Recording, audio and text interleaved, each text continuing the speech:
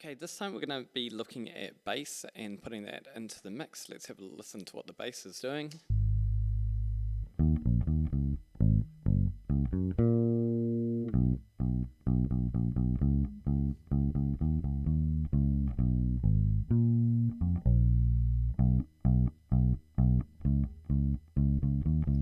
First thing I'm noticing is there's a little bit of discrepancy in terms of the volume that it's playing at, or the level that it's playing at. So straight away I'm going to head to the compressor again. Now with the bass, sometimes you can actually get away with having a higher level of higher ratio of compression, just due to the characteristics of it. Again, I'm thinking about the type of notes it's playing. It's not really playing very long held notes, and I'm just going to give it a slightly slower attack time. So I'm just going to have a listen now with the compression.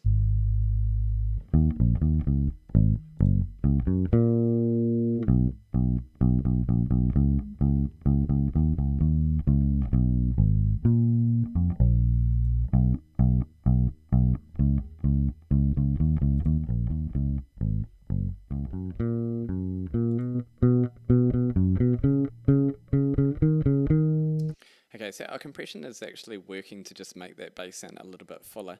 So as I said, by compressing, quite often what it can do is pull up frequencies that are a bit lower in the mix. In this case, it's just fattening out the lower end a little bit more. Let's have a look at the EQ just to see what that's actually doing with our analyzer.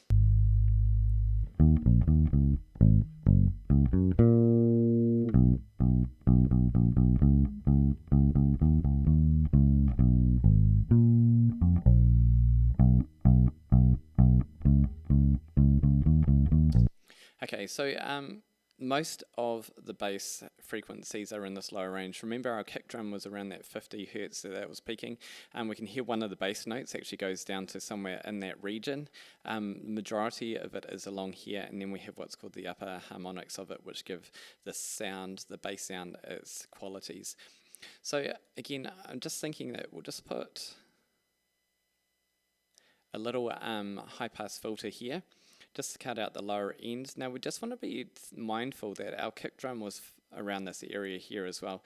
So before, what we did was we actually made a little cut in the kick drum around the 100 hertz range, just to allow our bass drums. So if I come back to here, we can see we've already lowered that out, because that is where the bass is primarily functioning. Now, if we have a listen to our bass, I'm actually going to use my parametric EQ. Once again, I'm going to give it a higher bandwidth, and we're just going to have a listen to how it sounds in this region.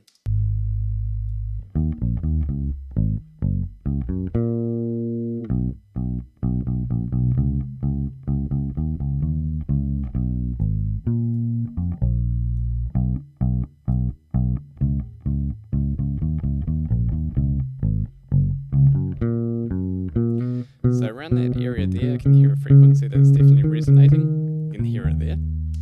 So it's worth being aware of those kind of things. Overall, this is quite a good bass track. There's probably not too much that we want to do with it or need to do with it. Don't think just because it's a bass track, right, we're going to carve all of this out.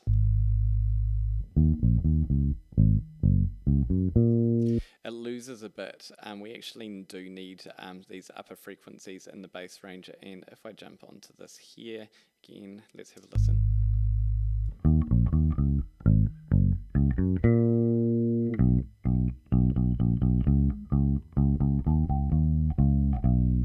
Maybe just a slight boost in this region, just to keep a little bit of life in there.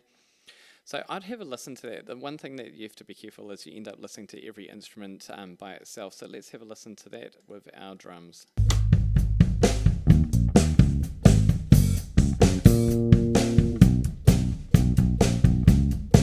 Now the advantage of this is, I would say, we can see that we're already peaking on our master fader. So what we're best to do is, relatively, the bass feels quieter than drums. So the tendency is to actually turn the bass up, but what we want to do is just bring the drums back a little bit. So I'm going to do that on both of these.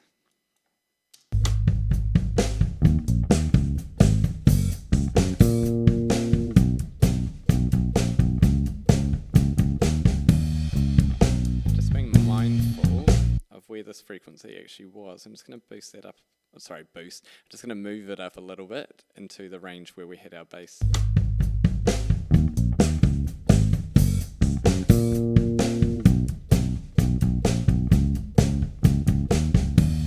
So that's actually working quite well together. One of the things that you can do at times is to actually have the bass drum and the bass going to a separate channel where they compress together so they really feel like they sit together. I wouldn't recommend it in this instance, but for me, very minimal changes on the bass, just a little boost around here just to give it a little bit of light on the strings. We don't need to do any boosting in the actual bass range itself because it is sitting well in there.